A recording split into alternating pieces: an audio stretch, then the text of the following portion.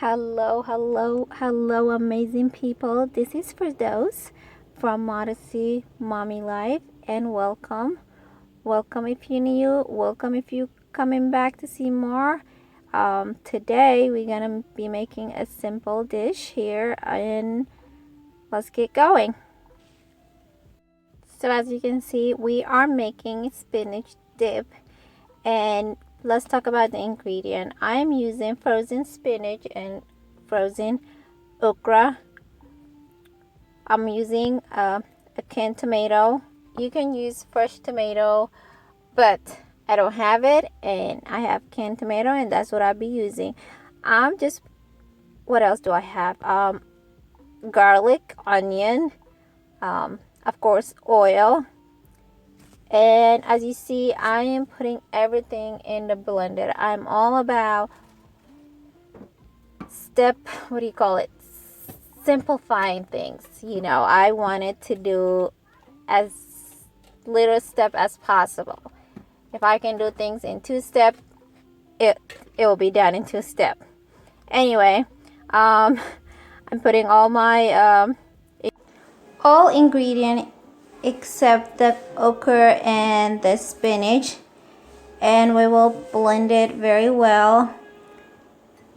And I'm adding tomato, garlic, onion, and of course your seasoning. I'm really not picky of what type of seasoning that I should use. I have a mix of seasoning, but I will link it on the description of all the things that I use on my spinach okra dip.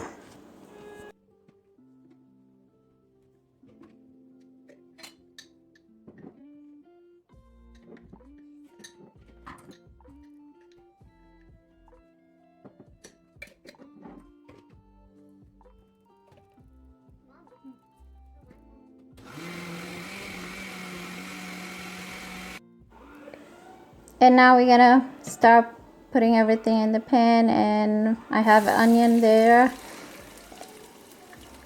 and just gonna put all my mixture in the pan and cover it and let it smear for a little bit, for like good 5 minutes before I add the okra.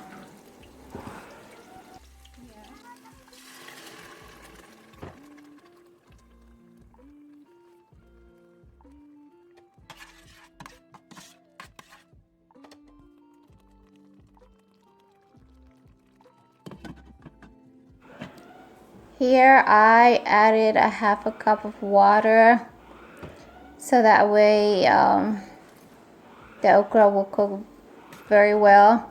But you don't want it to cook it for too long because you want to add the spinach.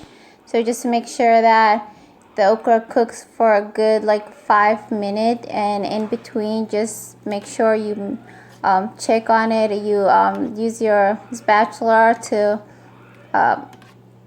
feel if it's getting softer, and when you feel like it's cooking but it's not cooked all the way, like you can break it when you push it in your spatula and it breaks it, you will be adding the spinach at that time.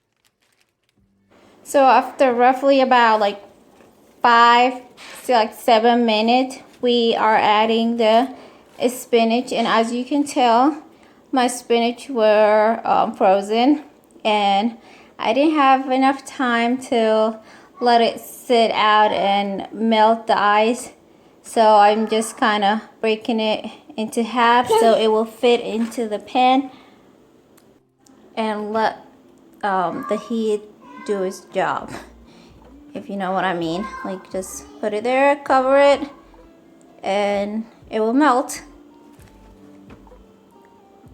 Make sure that you taste if it's salty, if it needs salt. Make sure that you taste your food, because there's, like I always say, nothing worse than tasteless food. You worked so hard, you cooked it and everything, presentation looked nice, and then it has no flavor.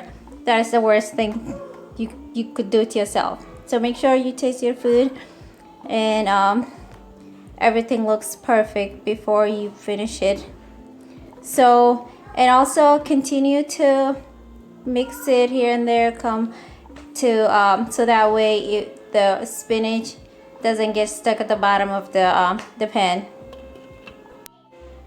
So now this is about like 20 minutes into the cooking process, and it's looking really good. It looks ready, and we'll be eating this with bread, pita bread. But if you like wanted to dip chips with it, that's fine too. But I prefer my spinach with bread. Particularly pita bread is very good. This recipe, like I said, is very easy, quick, and you are done from the start to finish. It doesn't take you longer than 30 minutes, and simple. You put everything in the blender and then put them in the pan and cover it and let it cook. So if you guys try it, let me know how it goes, and comment below, share, and if you're not subscribed, what are you waiting for? Join the fam. We would love to have you, and yeah, enjoy it. I will see you guys in the next video. Bye.